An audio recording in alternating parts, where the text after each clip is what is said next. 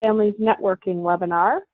We are focusing today on Strengthening Families Kentucky, and excited to hear about the wide range of activities they're doing in Kentucky to support implementation of the Strengthening Families Protective Factors framework.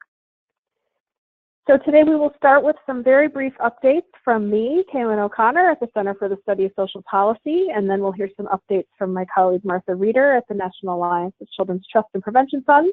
And then the bulk of our time, we'll be hearing from Tal Curry from the Kentucky Department of Public Health, talking about their Strengthening Families work.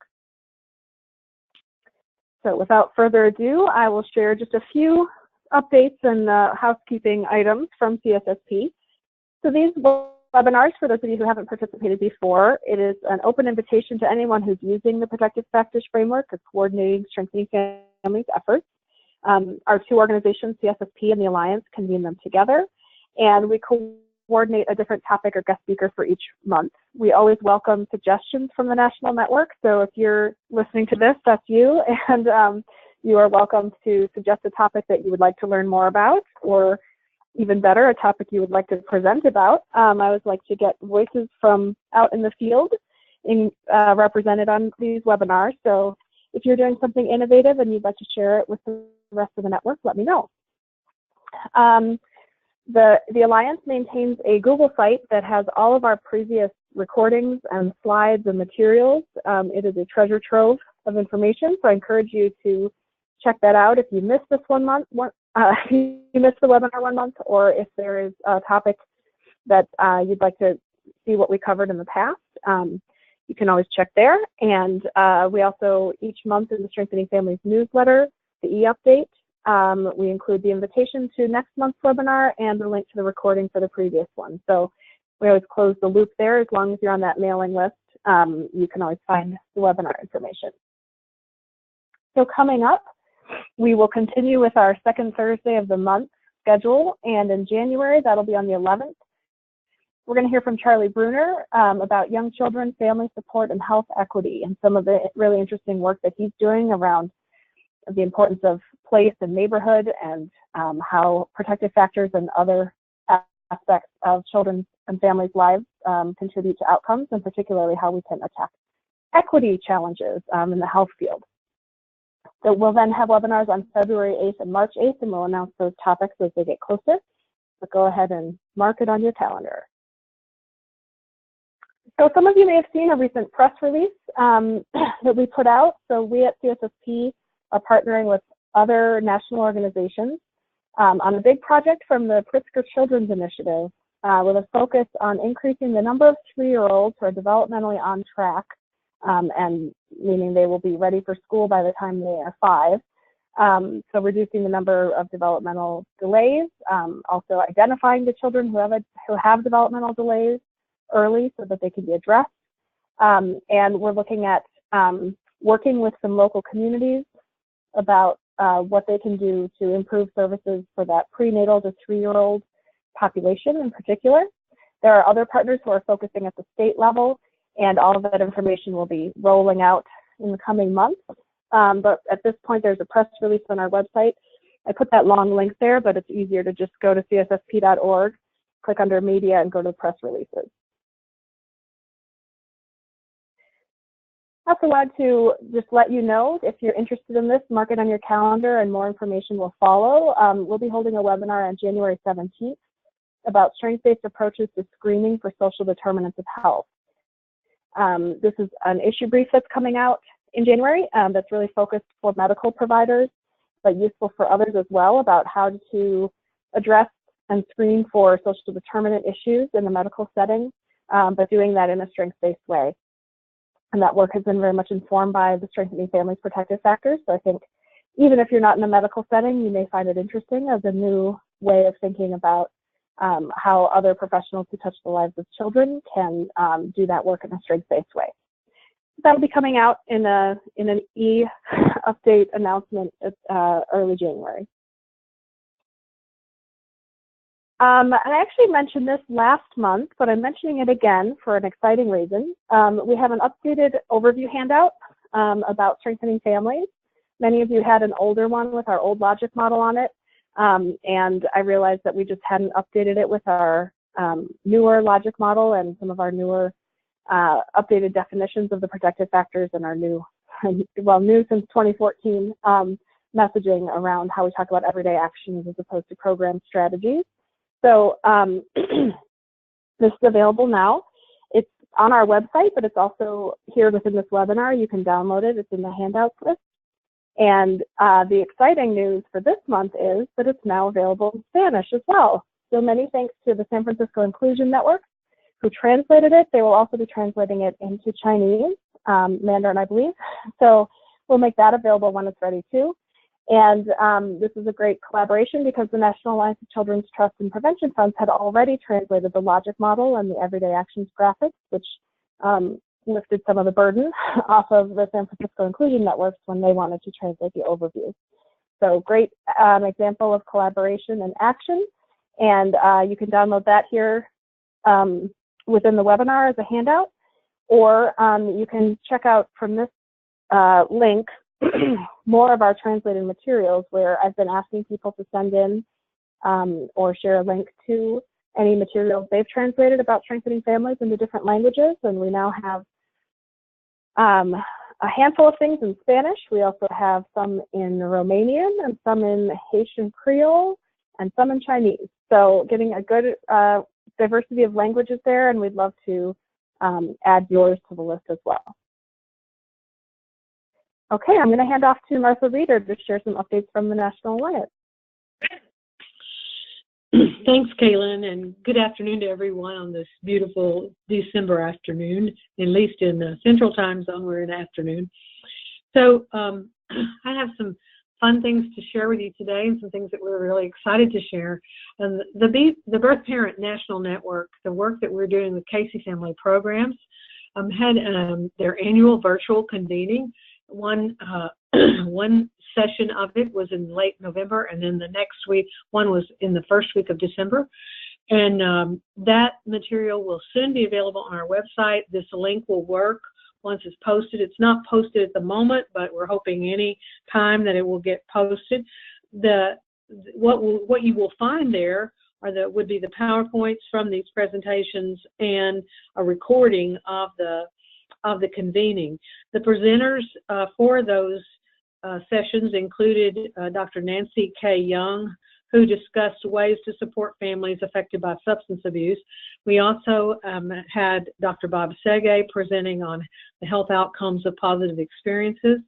And we had presentations by parents about how birth parents and foster parents can work together to help change the system, as well as a presentation about using prevention strategies to build and sustain strong recovery communities. So really shifting the focus from secondary and tertiary prevention to primary prevention, really looking at a shift in prevention. And I think the protective factors are the vehicle that makes that possible.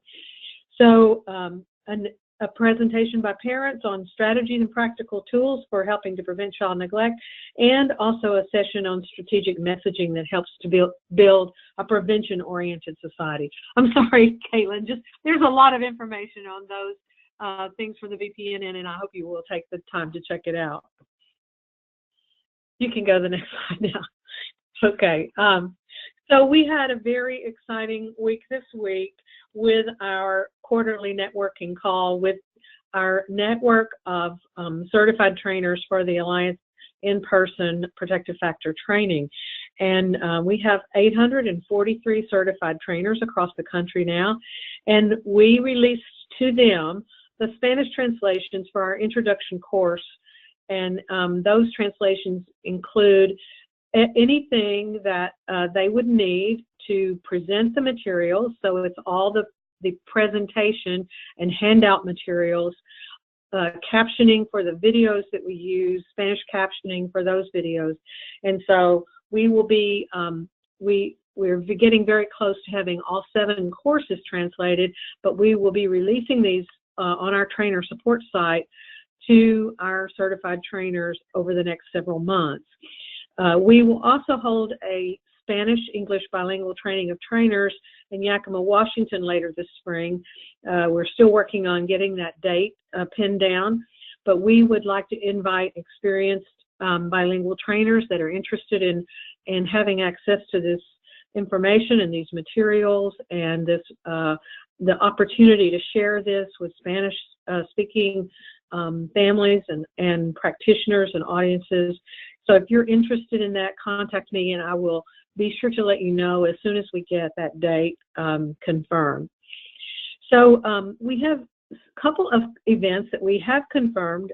We will be having a training in Sacramento, California, February 27th through March 1, 2018, and then in Birmingham, Alabama, March 13 through 15. So we have a few training slots in each one of those trainings that are still available. If you're interested, please let me know. You can go to the next slide. So our online course from the Alliance on the Protective Factors Training has almost 23,000 people using that course. And we are very excited to say that we are working with a company in Atlanta, Georgia called Pro Solutions Training to enable the users of this online training to have more options about how they access and use the training. So early in 2018, in fact, it could be before then, but I didn't want to be too optimistic, the revised and refreshed introduction course for the online training around protective factors will be available. You can still access it on our website, and you can still take the course free of charge, just as it's available now, free of charge to you.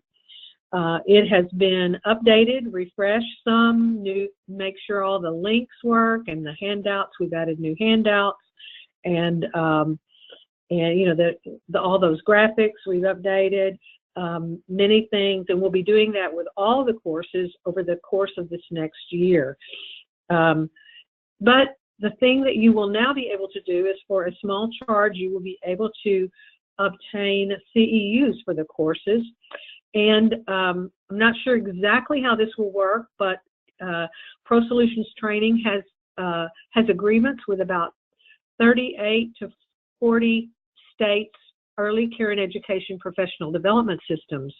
So we are looking at how we have to communicate with those systems to also get recognition for these courses just automatically within their early care and education professional development systems. So it's very exciting for us, and hopefully will be much more convenient for you to utilize this in a very systemic way.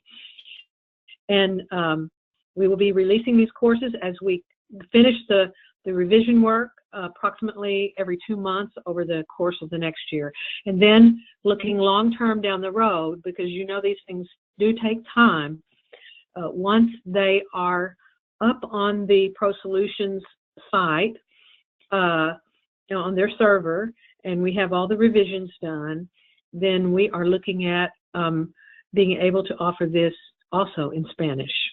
So we are very excited about that possibility, and it won't be overnight, but we are hoping that it will, that will eventually be a reality as well. So thank you very much, and please let me know if you have any questions or would like to have any conversations about these things. Thanks, Kaylin. Thank you so much, Martha. Very exciting news about how this course is being updated and polished up and have the CEUs added in Spanish. Fantastic. Okay, at this point, I want to welcome our guest speaker for today, Tal Curry from the Kentucky Department of Public Health, and he's going to talk about Kentucky Strengthening Families. Tal, the mic is yours. All right, thank you very much. Can you hear me all right? Yes, you sound good. All right, wonderful. Well, as she mentioned, I'm from Kentucky. My name's Tal Curry, and I work within the Department for Public Health in our Maternal and Child Health section, and I'm excited to be with you today to present on Kentucky Strengthening Families. And as we move forward to the next slide, just going to give you a brief update about where we started and kind of where we've been through this process. So Our mission, as we began this process back in 2013, we developed this mission and took it basically from our original Kids Now initiative that started in 2000 and built on top of our work with Kentucky Strengthening Families. And you can go forward to the next slide.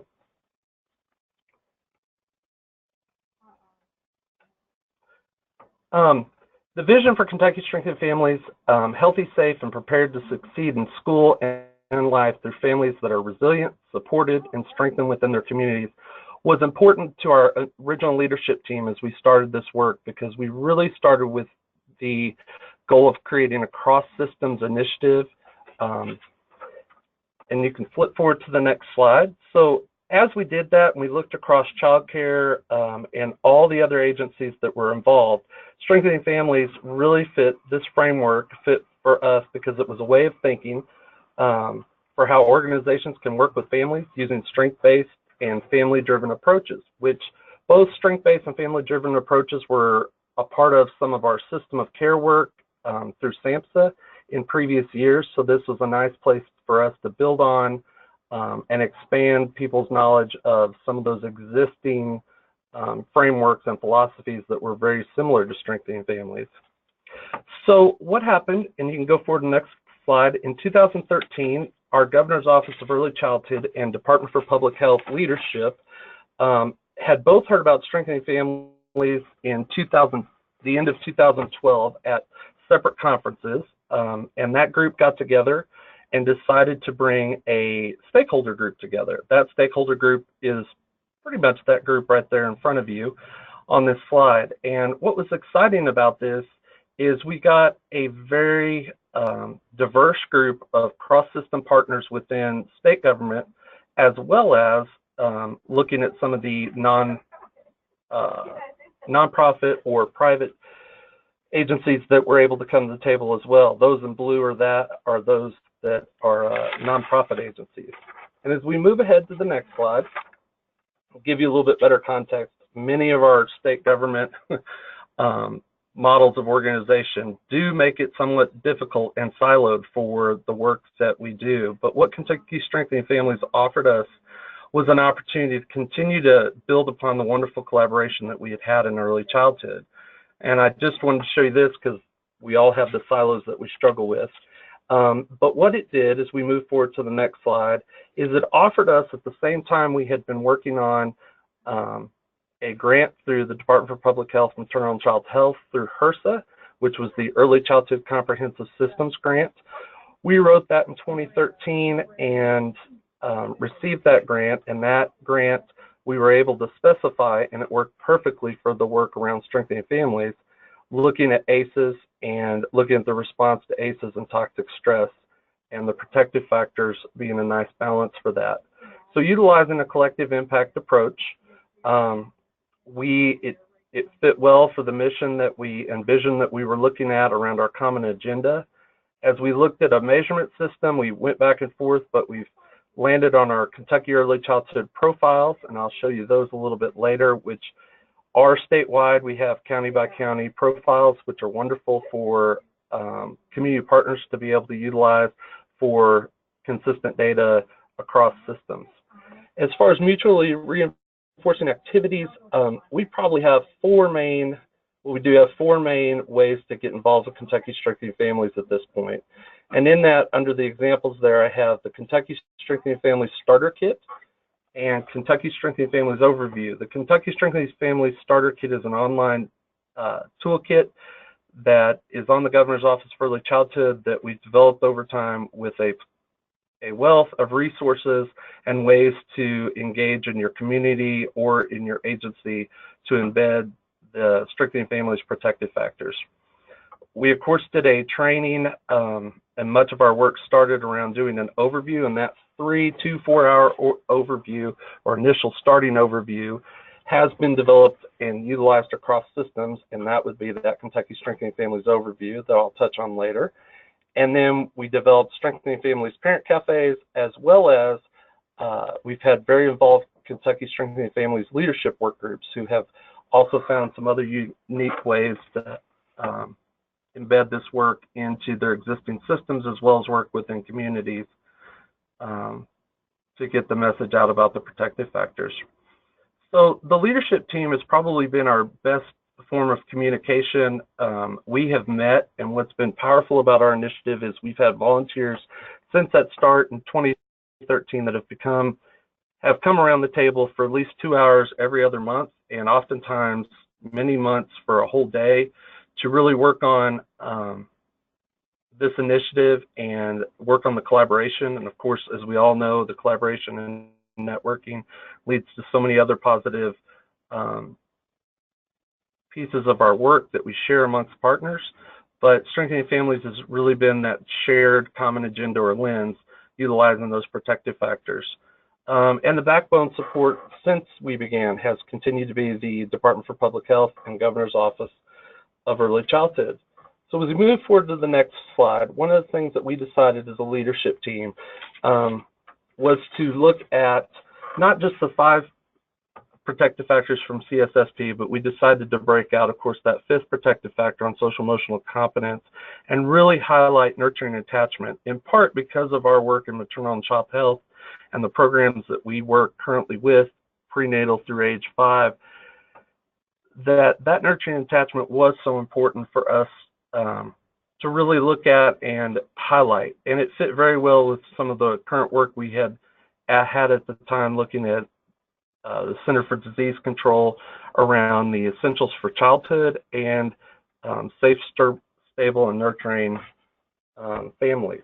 So as I mentioned, the second arrow there talks about cross-system, multi-sector leadership right from CSSP. But we decided very early on as a leadership team that the family, we would really work from and try to utilize the word, instead of parents, that we would utilize the word family to mean all inclusive term for biological, foster adoptive parents, grandparents, other aunts, uncles, relatives, whoever's serving as that legal guardian, as well as those self-defined family members, educators, custodian, or whoever interacts with the child. So as we move forward in the slides, give you a little bit of a timeline. As we started in 2013 with the Department for Public Health and Governor's Office convening the stakeholder group, we reached out to the Center for the Study of Social Policy, and we had a representative come that May and give us an overview of Strengthening Families and meet with 2 different groups, one being our leadership team that received a training and question and answer discussion. And the second day, we had a larger group of partners that came around the table that included regional and local practitioners that were meeting with families on the local level to help inform this. And I bring this up because even though we have a Strengthening Families leadership team that is based on kind of a centralized focus looking at the state, we have from the beginning really talked about how families have to be key and centered to this work. Out of that, we started working in, later in 2013, we got involved with Georgia, Strengthening Families Georgia, and Dr. Pat Minish came and was wonderful in consulting with us and our leadership team to basically look at the lessons learned from their experiences in Georgia. And that was a wonderful experience for us. And it led us to realize that one of the struggles that we might have and as a leadership team is really making sure that the leaders around the table could be active in and not just facilitating the meetings, but could be active in the actual strategic planning. So we decided to utilize some funds through our Early Childhood Comprehensive Systems Grant to have our Eastern Kentucky University begin facilitating some of our strategic planning sessions. And that was probably one of our other reasons that we were so successful and have continued this leadership team as we continue to work with EKU, and you can see that through the process of the dates there. At the same time, on the right-hand side, I mentioned the ECCS grant that was awarded. We also had a lot of work from 2012 to 2016 around folks wanting to hear about the Adverse Childhood Experiences Study, and knowing that you don't just talk about the ACE study without putting out there a balance to that. protective factors with Strengthening Families really was a nice lens for us to work from, and in many ways, that's how our work with Strengthening Families started, with presentations in Kentucky. You'll notice that we also received a Race to the Top grant in December of 2013, and that has continued to be, through the Governor's Office for Early Childhood, a wonderful resource for us as we have looked at implementation through our systems.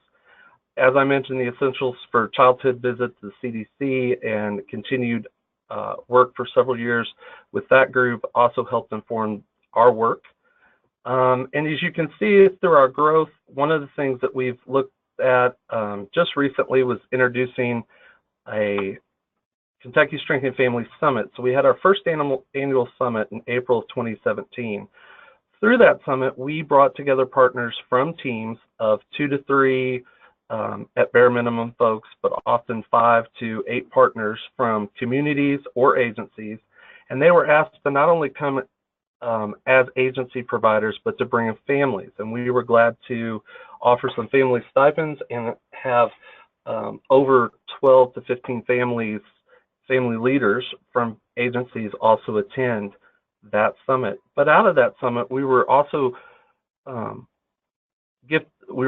blessed to have commissioners attend from some of our local agencies, or state level agencies. And from that, action plans were developed by approximately 50 teams. We had 180 attend the initial summit, and of those 50 teams, we continue to keep up and hear of some of the great work that they are doing on a volunteer basis in their own communities or within their own agencies. At that same time, we decided as a leadership team it was time to put out the the Youth Thrive framework for those folks who were talking about children that were beyond age 5. So as we move forward, I'm going to go through a couple other slides quickly, and I apologize. I had some technical difficulties, and Kaylin has been wonderful in helping get the slides up and running. But our early childhood history began in 2000 with some work around the Kids Now legislation, and we were able to take tobacco settlement dollars, 25% of those tobacco settlement dollars, to fund early childhood initiatives in the state. And one of the original 4 goals was strengthening families. And so what's ironic is we moved in 2013 to the ECAC business model that I share there. When you see supporting families under that business model, we took the Families Understand Child Health and Developmental Needs and added in some language about how important it is that we have this, that families understand and have the skills to address their needs. And that had really become a theme for us working from the beginning on this initiative. So as we move forward, I think I highlighted here, we built upon not only the Center for the Study of Social Policies work, but I have shown a outdated but early childhood access guide that's on the bottom there from 2010 to 2011. We tried to show folks the system out there for interacting with early care education partners all the way across, thank you very much, to wherever you start your work in a system. And a family starting that work, and this was supposed to be very family driven, and the work there in that green box shows that. We talked about how families initially interact with the medical model, either through their prenatal, hopefully through their prenatal experience. They could get involved with the Hands Home Visitation Program, which is our statewide program based here in maternal and child health that is available in all 120 counties in the state and is aligned with Strengthening Families and has been a partner since the beginning. But it shows you how you could get involved with other early care and education systems, as well as giving you some color coding for, even if you get involved with First Steps or Early Head Start or Head Start, state-funded preschool, that while you have those Part C services or Part B services after age 3, that you still have the opportunity to access medical services for issues such as social, emotional, and developmental services, being involved with an occupational therapist, speech therapist, or other providers if you have children with special healthcare needs. So this tool was really a bouncing place for us as well, and really spoke to our concrete supports in times of need, and gave us a visual tool for moving forward. So I wanted to highlight in the next slide, just touching base on the fact that Georgia was so involved in our initial work. We did look at their all-day training that was built on, of course, the work done by the Alliance. And as we looked at that, one of the things that we struggled with was that how do we have providers and how do we have system folks who are not always going to be able to give a full day? How do we offer something that can be trained to in modules or to a smaller group or leadership group? So we really decided to go a different route with our Strengthening Families overview training that I mentioned. But as you move forward on the slides, you'll notice that Strengthening Family Georgia fact sheet. We developed a Kentucky Strengthening Families fact sheet based on their work. So I like to give credit where credit is due from Georgia. And you'll notice as we move forward on the next slide that Kentucky Strengthening Families, we really tried to balance this idea of child maltreatment being greatly reduced or Strengthening Families' ability to help with child abuse and neglect with that exchange in the rate of school readiness, children reaching their optimal potential, both in development and that strength of the family increases. So that slide really highlights two things. One, what the protective factors in a simple or short format have done for us, and part of our theory of change when we started. And the other piece that slide highlights is work that was put into coming up with some branding for Kentucky Strengthening Families. So you'll notice the tree on the right-hand side, which we have folks that are very proud of, and we spent a lot of work putting that together. So as we move forward on the slides, I wanted to highlight that we took the time and we had someone involved who was a graphic designer as well as was thoughtful about, as we go forward, having some imaging consistency guidelines for partners who wanted to utilize the logo but might be involved in other places in the state. So we came up with these imaging consistency guidelines. I just want to highlight that on this slide, and then moving towards the next slide, you can see that we even came up with the branding for the colors and gave them a sense of how these leaves could be utilized on the tree, both from a black and white version or full color to having those leaves without the protective factors. So as we move forward, I want to touch base again on the timeline to just highlight what I did go over there and what we are moving forward with now. And as we move, and you can move forward to the next slide, we were able to build a leadership team structure based on the work that was done in our Strengthening Families strategic planning. So we had Eastern Kentucky University facilitate this work, and from a very strength-based standpoint, they were able to help us at many points along the way when our leadership team was struggling on reaching consensus on next steps. So as you move forward on these slides, you'll notice that we were able to highlight our leadership team. And out of our leadership team, we have over 20 partners involved. And we did cap that with the idea that we would have levels of involvement. And folks could be involved on those work groups, or they could be involved at other levels that they felt best suited them. So we came up with an operations team that could meet almost like an executive committee that was made up of the backbone organizations as well as work group leads. And then we had our initially 5 work groups, and then you'll see 5 on here again. We just recently added the Youth Thrive work group because we felt very strongly about keeping our work as we go forward with Strengthening Families and Youth Thrive integrated, instead of allowing those to get segmented or siloed into the different systems, as we know can happen. As you flip forward to the next slide, we also found that the easier we made things, putting them in a work plan that could be updated quickly by work group leads or work group chairs, and people could share back and forth. We utilized this tool that shows you from 2014 just a little bit of the data or the information that we kept on there so that everybody could be on the same page. As I mentioned, as we move forward, the Strengthening Families overview, we have training objectives, and this is the most recent overview that we came up with. And kudos to our training and technical assistance work group, because they have really been, in many ways, the folks who have kept up with those in the field who are doing this work, both at a local, regional, and at state level. So what we've narrowed it down to is, what is Kentucky Strengthening Families and why should I do this? The 6 protective factors being that what I do, and then how do I do it? And I'm so excited that we have strength-based and family-driven work as our 2 other pieces to the 6 protective factors that are at the core of the principles to really implementing this work.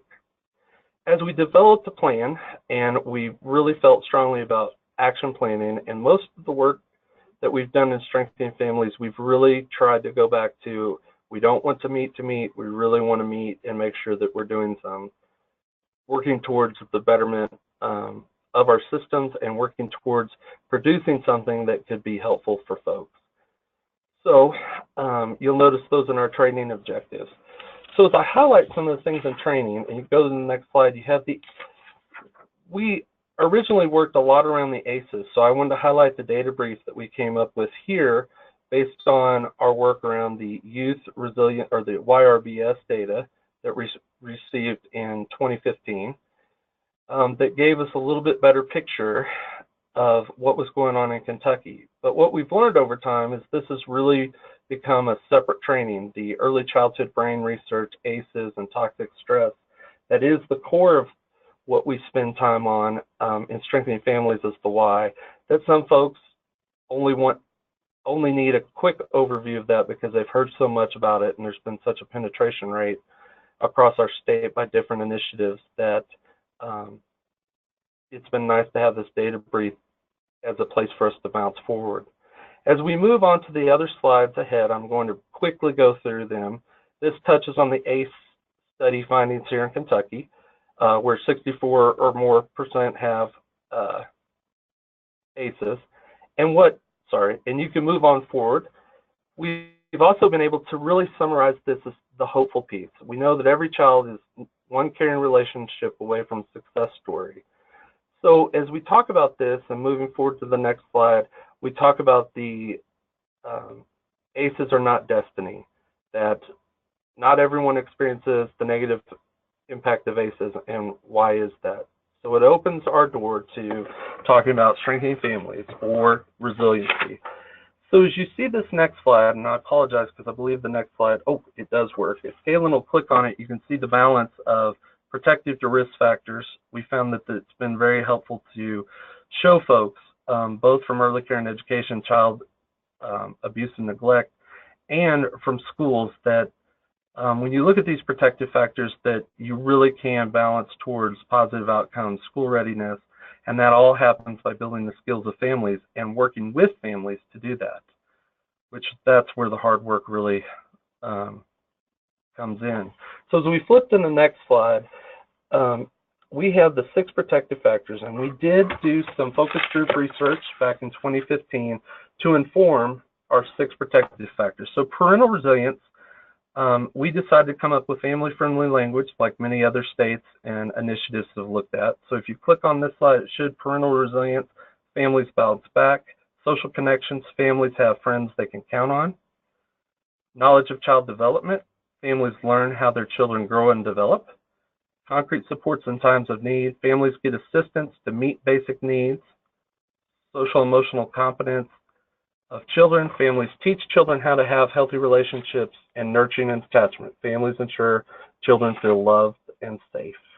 As we move forward to the next slide, we really move into one of the graphics that had been helpful initially with our work, which was moving folks from that understanding of being deficit-based to strength-based, that we've got to look at prevention, but it's really more about promotion.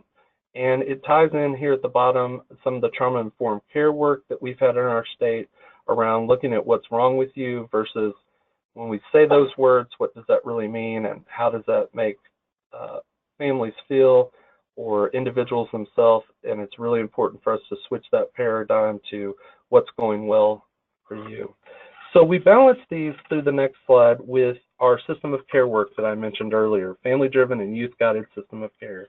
So we tried to highlight that circle that goes around the family in a wraparound process. And moving on to the next slide, we did that in another graphic, and we talked about what it looks like oftentimes for access to services for families, and that I'm sure this looks this way in many states. And we know that it is the dream and system of care and wraparound that we really do hope for the future, that the child and family will be wrapped and that these services will be integrated, which goes to a lot of the work that is going on in other places here in our state. So as we go forward to the next slide, I touched on trauma-informed care and how we have tried to balance that work as we have gone forward. Moving to the next slide, family-driven levels of involvement. We found it very helpful to work with some of the SAMHSA language around that and really talk about what does it mean to be family-driven versus just family-informed. And as you move forward on the slides, we also talk about youth-driven now with our Youth Thrive initiative and how it's important that youth are at the table to also inform that initiative as we go forward. One of the things on the next slide that I think is probably one of our greatest struggles across systems is, do we really have the leadership ladder to build families and youth to be at the table more than just tokenism? If you'll notice the graphic here, we're really trying to look at more than just consulting, but having folks lead both from a youth and a family perspective. So as we move forward, both family, youth driven in the lens and the strength-based lens is oftentimes what we put up towards in the process of training folks. So what we found over time is it's been really powerful for us to have folks create action plans, create something that may work for their agency, and then have them go back and look at it from a true family, youth, a family-driven and youth guided lens and strength-based lens. So as we move forward further, that was kind of a highlight of the training objectives, and we can skip beyond this slide. Apologize, a couple that I thought got deleted didn't. But we talk about common language connection and being more intentional. These are certainly our three main goals during doing our work with Strengthening Families. We can move forward to the next slide, and we'll skip. We talked about, nope, we can skip past that slide, sorry. Good. Parent cafes. The other piece of implementing Kentucky Strengthening Families that we've seen have such an effect on our communities is utilizing that World Cafe model that we had introduced to us by Be Strong Illinois, and that we've created our own Kentucky Strengthening Families guidelines for implementation across the state, which is led on the next slide to parent leadership in different areas, social connection or self-reflection, social connections, support, and family engagement. And our goal of these parent cafes, they may have been introduced by family partners or leaders within organizations, but our goal is for those parent cafes to be taken over and run by parents themselves if they didn't initially start that way. We can flip through the next two slides. Some examples of parent cafe questions and things to ask. So when we've gone through the training, I mentioned earlier, we really have to go back and highlight, are you doing family-driven or family-informed work? Are you strength-based? Do you build your family skills and support their role as an expert? Who are your community partners, and do you connect families to the system of care? How do you promote these 6 protective factors? So as we go through the next couple slides, there's some tools that have been helpful. We had this initially with the Kentucky Strengthening Families partners. These were some of our folks that came around that Kentucky Strengthening Families Summit last April. We can move forward. We came up with a level of involvement tool that I mentioned, both at a leadership level, a partner level, and an advocate level. And this really helped folks understand that they didn't have to always become a member of the leadership team to be involved in this work, that they could get involved with this work at different levels. The next slide highlights our theory of change. And as I mentioned, our theory of change has a group of core beliefs built on what CSSP initially highlighted. We touched on 2-generation and strength-based strategies to get there with some short-term outcomes, and we've had some folks working with the protective factors survey and looking at the long-term outcomes of the adverse childhood experiences are lessened, and we see that through school outcomes as well as looking at kindergarten readiness increasing. And we found that those key drivers, those 6 key drivers in the pink, or 5 key drivers there, are highlighted on the second page, the evaluation plan, and that grid literally shows the statewide data for Kentucky, and we have this broken down by county in our early childhood profiles. So we tried to make this user-friendly for families after long dialogue about what key drivers may look like in moving forward. So as you move forward, I mentioned the early childhood profiles, which have been a great success and has been seen nationally as a helpful tool. But we built with Kentucky Strengthening Families a, if you go to the next slide, Protective Factors Action Guide. And this was a 14-page guide that really that people could pick up and say, here's what these Strengthening Families protective factors mean and how could they be utilized in our communities, both by families doing this work and by service professionals. So if you flip to the next slide, you'll see an example of, built on our original brochure for Kentucky Strengthening Families, which was a simple trifold brochure, we highlighted 2 pages of what is parental resilience. And you'll notice at the bottom of the first page, questions to ask families about resilience, gives some just simple questions for both families and service providers when they're looking at embedding these Strengthening Families protective factors and doing this work.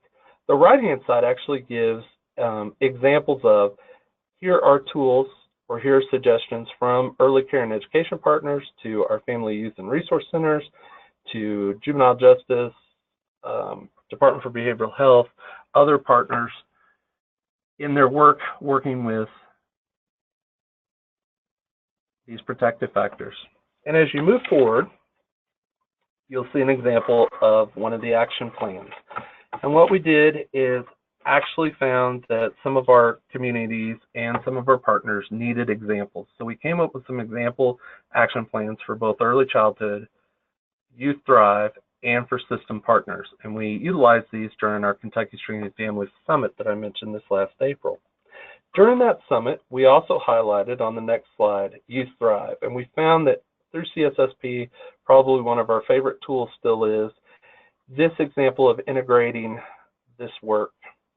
So what we've done on the following slide is we have had a youth that just attended National Youth Thrive technical assistance along with a family advocate from a family organization, begin to start looking at what could we do to make this Kentucky specific. So they've begun playing, and I just wanted to show you that work around integrating Kentucky Strengthening Families and Youth Thrive, maybe in a similar logo.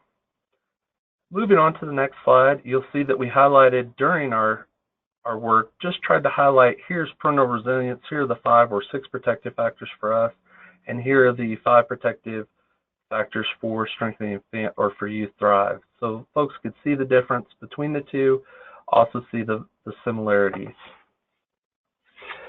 So what I'd like to highlight on the next page is our Youth Thrive timeline. This was created literally by our youth, one of our youth that was able to go not only get trained in October in St. Louis through CSSP, but also was able to attend in December the technical assistance I mentioned. And both the youth and the family advocate have already come back and utilized, have conducted a Youth Thrive 2-day training, and we are in the process of looking at next steps as a leadership team. So we have a cohort of folks meeting next week to talk about next steps with Youth Thrive. So if you look on the next page, I just wanted to highlight some of the successes where we've seen implementation. We've seen this across different groups, including but not limited to, our All-Stars work, which is the Governor's Office of Early Childhood, the Division of Child Care, have created a new tiered quality rating system. And as we move to that tiered quality rating system, they also created a crosswalk. One of our partners created a crosswalk between Kentucky Strengthening Families and the All-Stars. We've had many grants that have gone out through parent cafes for those who are implementing parent cafes, thanks to the Governor's Office for Early Childhood and Race to the Top funds. Friskies, our Family Resource Youth Service Centers, have been very involved in the work, and over 800 of their staff have been trained on the protective factors and Kentucky Strengthening Families overview, and all new employees go through an orientation that includes that.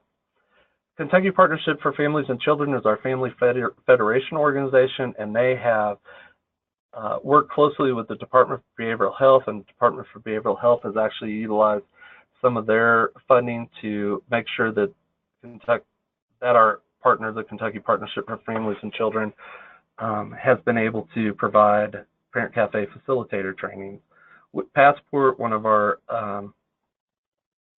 managed care organizations, has begun to implement parent cafes. We've had them begun in Spanish, and you can see some of the other examples. As we move to the next slide with successes, the Department of Behavioral Health has embedded this language, just as on the previous slide, the Department for Community-Based Services Child Welfare Agency, through our CB-CAP program, which is called Community Collaboration for Children, has utilized Strengthening Families language in their actual grant applications.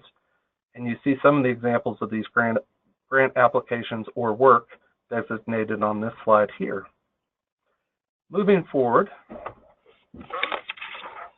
some of our other highlights to give you an idea.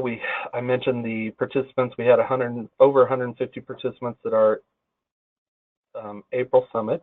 We've had over 270 parent cafe hosts and facilitators trained, with over 1,000 participants experiencing Strengthening Families Parent Cafes, those 48 mini grants awarded.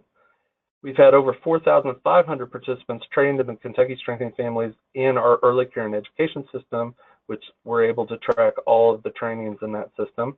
And we've had an estimated additional 4,500 participants trained across other cross-system partners. I mentioned the crosswalk, and we are just in the process of building the capacity of, we now have 14 master trainers able to present on Kentucky Strengthening Families overview and train other trainers to go out and do this work. So as we move forward, I wanted to highlight the Race to the Top Early Learning Challenge Grant. And you'll notice that one of the 7 key projects, the 5th one down there on the list, is Kentucky Strengthening Families. We were able not only to have that module completed in fall of 2017, but through the All-Stars program, if you flip to the next slide, you'll see that family engagement was a key component of the tiered quality rating and improvement system. And through that system, you can see there are some points given to our tiered quality rating system for family and community engagement. While Kentucky Strengthening Families is not specifically named, this is where the crosswalk does a nice job of letting folks know about the infrastructure that's out there, not only the Kentucky Strengthening Families online overview, the Kentucky Strengthening Families overview training, which is also not only done face-to-face, but is able to be done online as a module. But it also allows other partners to increase their work.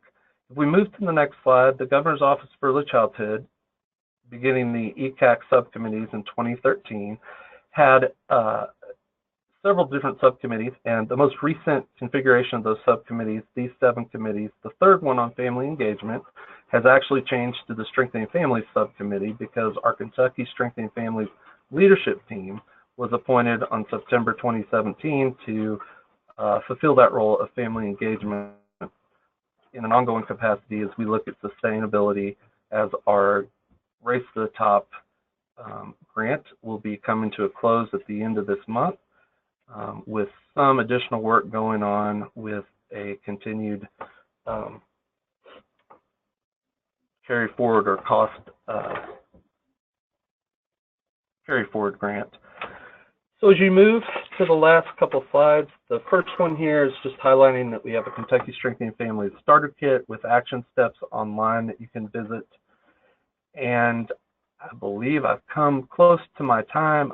I wanted to give time for questions. If you go to the last slide, there's a picture of me from a couple of years ago with my 3 children. And part of the work and part of the reason I do this work and feel so passionate about this work is because of the children in my life and my 3 children all coming from the child welfare system that you see there, adopted as foster children from that system. So when we talk about strengthening families, the last thing I'd like to highlight is we really try to have folks take off their professional hat and put on their family hat to really experience that. We found a lot of that working the most effectively, not only through the parent cafes, but through introducing strengthening families in ways that people can really wrap their mind around it from their own family experience. So thank you very much for your time, and I will take any questions there are. Thank you so much, Tal. That was rich information. Love the photo at the end, and I think it's a really important point that a lot of our work on strengthening families happens when we can take off our professional hats and really engage as parents and as family members and people who care about the kids around us, and then go back to those professional hats and figure out how to keep spreading the word. So thank you so much. I think we would have time for 1 or 2 questions if anyone wanted to type something in, or you can raise your hand and I can unmute you. And I heard a ding, but I don't think that was for me. So I'm not sure if we'll get a question in this couple of minutes remaining. I will ask, Tal, are you planning another summit for 2018? We have, in 2018, January 2018, we actually have another strategic planning meeting on the books for January 25th. So our plan is to look at that date, possibly having another annual summit in the fall instead of this spring. But that is our plan at this point. Yep, that's great. I know some of the other states have held summits. Might be able to share. Might be interesting to see people's agendas and how you organize those to get the most out of it, how you engage parents and all of that. So maybe we'll get some people together to have a conversation about that one of these days.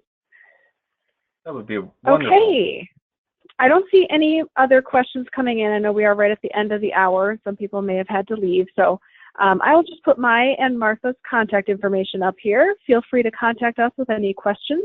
I just want to thank Tal again for sharing everything that you're working on there and representing your leadership team. I know there's a lot of people involved in the work, and we just really appreciate you taking the time to share.